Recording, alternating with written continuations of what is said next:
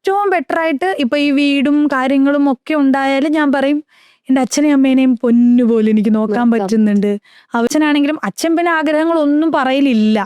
അമ്മയാണ് പിന്നെയും എനിക്ക് ആ ഒരു സാധനം ഇല്ലേ അതെന്താ. അമ്മ ചിലപ്പോൾ സീരിയൽസ് ഒക്കെ കാണുമ്പോഴേ ചില പണ്ടത്തെ ട്രഡീഷണൽ മാലയും വളയൊക്കെ കാണുമ്പോൾ അമ്മ എങ്ങനെ ചോദിക്കും അവരേത് മാലയാ ഇട്ടേക്കുന്നതെന്നൊക്കെ ചോദിക്കും. അത് എപ്പോഴും നല്ല കേട്ടോ, വെരി റയർലി. നമ്മൾ കൊടുത്തൊരു സാരി ആണെങ്കിൽ പോലും അതിന്റെ വിലയൊന്നും അല്ല, നമ്മളത് കൊടുക്കുമ്പോൾ അവർക്ക് കിട്ടുന്ന ഒരു സന്തോഷം, അവരത് ഉടുത്തു വരുമ്പോൾ നമുക്ക് കാണുന്ന ഒരു സന്തോഷം, ആ ഒരു സാധനം എല്ലാ മക്കളും ചെയ്യുന്നതായിരിക്കും കേട്ടോ.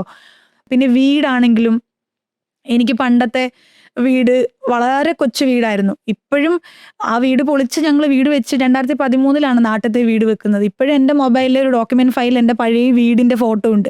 ഇപ്പോഴും എൻ്റെ വീടിന്റെ കാര്യം പറഞ്ഞാൽ ആ വീട് കണ്ടു കഴിഞ്ഞാൽ എൻ്റെ കൂട്ടുകാർക്ക് അറിയാം, അപ്പം എൻ്റെ കണ്ണിപ്പോഴും നിറയും.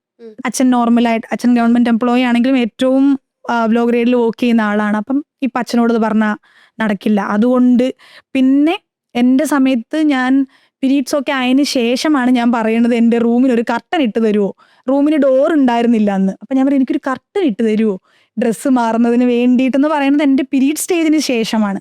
പിന്നെയാണ് എൻ്റെ റൂമിന് ഡോറ് വരുന്നത്. അപ്പം ആ രീതിയിൽ അന്ന് എൻ്റെ മനസ്സിൽ ഏറ്റവും വലിയ ആഗ്രഹമായിരുന്നു എനിക്കൊരു വീട് വേണം. അറ്റ്ലീസ്റ്റ് അല്ലെങ്കിൽ കല്യാണം കഴിച്ചു പോകുന്ന വീട്ടിലെങ്കിലും സ്റ്റെയർ കേസ് ഉണ്ടാവണം.